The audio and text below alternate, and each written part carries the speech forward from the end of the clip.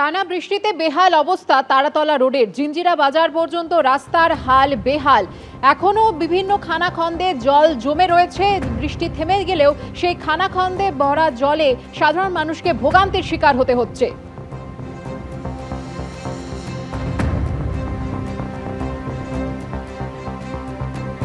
আর এই তারাতলা রোডের ছবি এই মুহূর্তে আপনাদের সামনে রাখবো, কারণ আমাদের প্রতিনিধি সত্যজিৎ বৈদ্য সরাসরি সেখান থেকে রয়েছেন।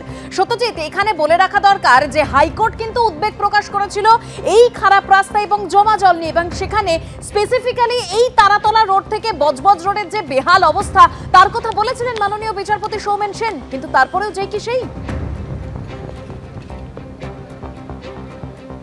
একেবারেই তোমাকে দেখাবো যে সেই জায়গার ছবি তারাতলা রোড, যেখানে আমি দাঁড়িয়ে আছি। তুমি দেখতে পাচ্ছ যে একের পর এক খানাখন্দ, এবং তুমি খেয়াল করলে দেখতে পাবে যে অল্প কিছু জায়গাতে রাস্তা মেরামতির কাজ হচ্ছে। অর্থাৎ তুমি যেমনটা বলছিলে যে এই যে উদ্বেগ, সেই কারণে রাস্তা মেরামতির কাজ আজ থেকে শুরু হয়েছে, যদিও সেই মেরামতি নিয়ে অসন্তোষ রয়েছে স্থানীয়দের মধ্যে। তার কারণ এই মেরামতি নেহাতি অস্থায়ী, আবার বৃষ্টি হলে ফের সেই আগের অবস্থায় ফিরে যাবে। এবং রাস্তার ছবিটা ঠিক কী তোমাকে দেখানোর চেষ্টা করব, যে দীপ্তেন্দুকে বলবো এই ছবিটা দেখানোর জন্য। বেশ কয়েকটি জায়গাতে জল জমে আছে, খানাখন্দে ভর্তি।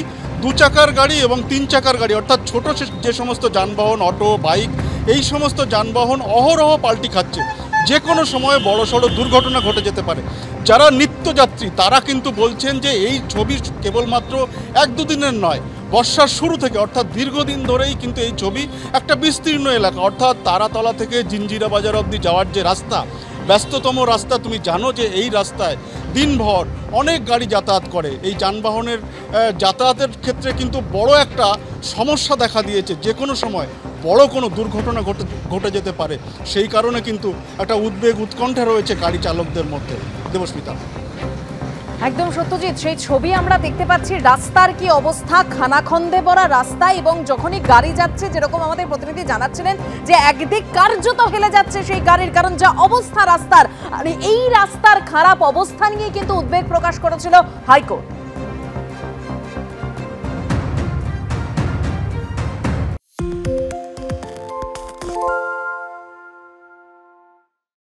সত্য অন্তহীন, সত্যের খোঁজও তাই, সত্য সন্ধানে তাই আমরা অক্লান্ত, অকুতভয়। এবিপি আনন্দ নতুন ভাবনার প্রতীক, যা মনে মুক্ত, তথ্যে যুক্ত এবং যাবতীয় সীমানার বাঁধন থেকে মুক্ত। সীমা না শব্দটির মধ্যে লুকিয়ে আছে মানা শব্দটি, যেন চোখ রাঙানি এক অদৃশ্য বেড়াজাল, যা আটকে রাখে আমাদের এক ছোট্ট গণ্ডির মধ্যে। একমাত্র সঠিক খবরই গড়ে তুলবে এক মুক্ত সমাজ। সেই জগৎ গড়ার লক্ষ্যে কোনো সীমানার ঠুকুটি আমরা মানব না। এবিপি আনন্দ এগিয়ে থাকে, এগিয়ে রাখে।